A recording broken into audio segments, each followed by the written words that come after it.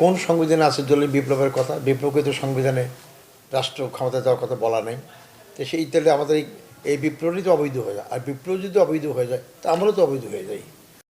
জুলাই বিপ্লবের সনদ যদি আমরা স্বাক্ষর করে থাকি তাহলে সেটা বাস্তবায়ন করলেই তো আমরা নিয়ম অনুযায়ী, আইন অনুযায়ী তো আমরা লিডার পাবো, আমরা স্পিকার পাবো, আমরা অন্য আরও অনেকগুলো দেশের জনগণের ভালো হবে। তা তারা সেটাকে গ্রহণ না করে এক পেশে সিদ্ধান্ত নিয়ে তারা জনগণ কী বুঝাইতে চায়? জামাত কি এতটা বোকা মনে করে যে আমরা টিভিএসকে দিয়ে তাদেরকে আমরা জুলাই সনদ থেকে পার করে দিতে পারবো?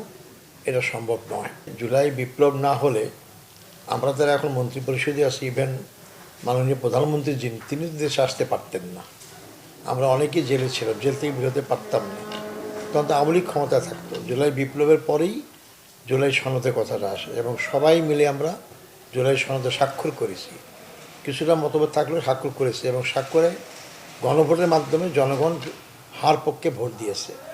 তা হার পক্ষে ভোট দেওয়া মানে আমরা যে সমস্ত স্বাক্ষর দিয়েছে সবটার হার পক্ষে, এবং এই হারকে কার্যকর দায়িত্ব হচ্ছে আমাদের সবার।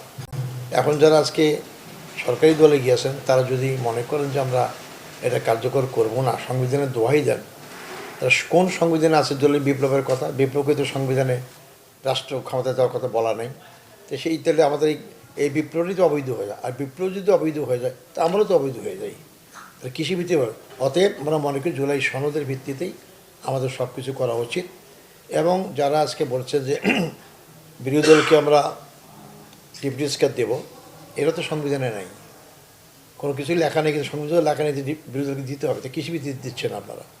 জুলাই সনদ স্পিডে যদি দিয়ে দেন তো বাকিগুলো কার্যকর করবেন না।